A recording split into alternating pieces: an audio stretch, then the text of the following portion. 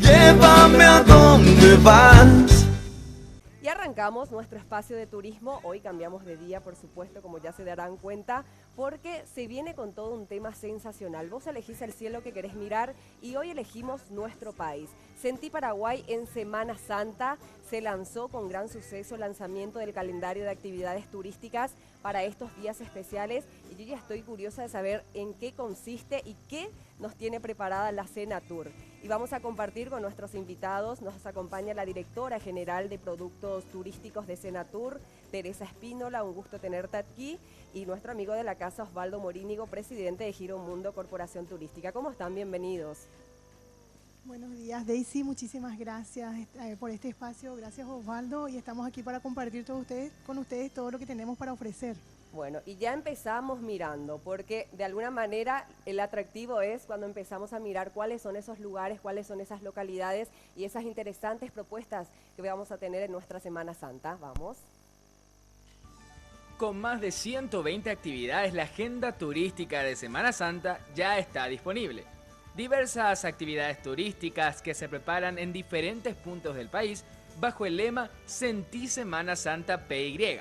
Y puede ser descargado desde la página web www.senatur.gov.py.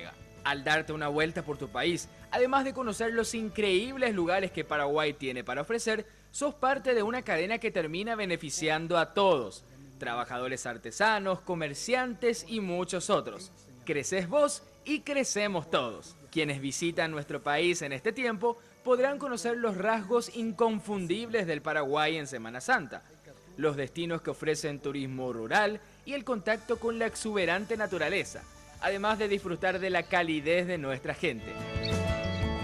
Entre las actividades se destacan el tradicional Via Crucis de Tañarandú, recorridos en bicicletas, pesca deportiva, misa concierto guarayó y purajé yajeó, camino hacia la cruz, acompañado del canto de los estacioneros, ferias artesanales, ferias gastronómicas, la tradicional elaboración del chipá, exposición de artesanías, tours guiados, actividades culturales, deportivas y mucho más. En Mañana Plus te preparamos el mejor resumen para que esta vez el cielo que elijas mirar sea el de Paraguay. Y definitivamente lo elegimos. Y qué bueno, Teresa, ver este trabajo, esta consolidación de varios sectores que en conjunto permiten que tengamos planes en el interior del país en esta semana que necesitamos y mucho. Y con más razón que beneficia a varios trabajadores, entre ellos hoteleros, taxistas, restaurantes, artesanos, chiperos. Muy buena iniciativa. Es así, ¿verdad? Es así, Daisy. La verdad que este calendario es el resultado de un trabajo en conjunto con el sector privado, encabezado por la Senatur. Fuimos recabando datos, llamando a los gobiernos locales, a los paquetes que tenían para ofrecer el sector que nos acompaña. Y salió una cantidad de actividades increíbles para que el paraguayo pueda disfrutar, pueda conocer su país, pueda valorar lo que tenemos aquí y un rescate también a nuestras tradiciones, que se conserven y que podamos continuar disfrutando de ellas. Exactamente, Osvaldo, y el sector privado, como bien ya decía Teresa, juega un rol muy importante. Sin dudas, y lo que aporta el sector privado es, además del trabajo, es la inversión. Porque en ese sentido, apoyados por la Senatur, la infraestructura es muy importante y la garantía de poder llevar a cabo un trabajo en base a las condiciones que tiene que tener el turista local, respetando siempre los niveles de servicio, que es muy importante. Entonces lo que hacemos es también apostar a esa inversión con el apoyo de Senatur, de manera a poder promocionar eso y hacer un calendario único en el cual el consumidor final pueda acceder a los diferentes paquetes que nosotros podemos presentar para Semana Santa. Y sin duda también las localidades que se fueron sumando es muy interesante, porque en la medida que fueron lanzándose los paquetes, vinieron más localidades a poder también participar en esa propuesta turística.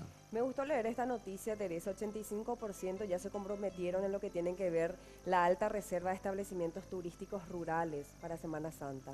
Es así mismo, tenemos posadas turísticas, una oferta de alojamiento muy interesante, y también tenemos el plan hotelero en las ciudades grandes y también en las más pequeñas, y realmente con muy buenos resultados. Estamos haciendo una encuesta desde la Senatur, midiendo un poco el grado de ocupación, con buena noticia que realmente el paraguayo quiere salir, quiere conocer su país y la ocupación está muy buena. sigue habiendo siempre como un tabú de que todo es muy caro en el interior, de que preferimos quedarnos en casa o si hay mejores opciones en el exterior. Bueno, aunque el exterior entre el interior es mucho más seguro, pero sigue habiendo esas dudas por ahí, Osvaldo. No, la verdad que siempre existieron dudas con respecto a eso, pero es más bien un tabú.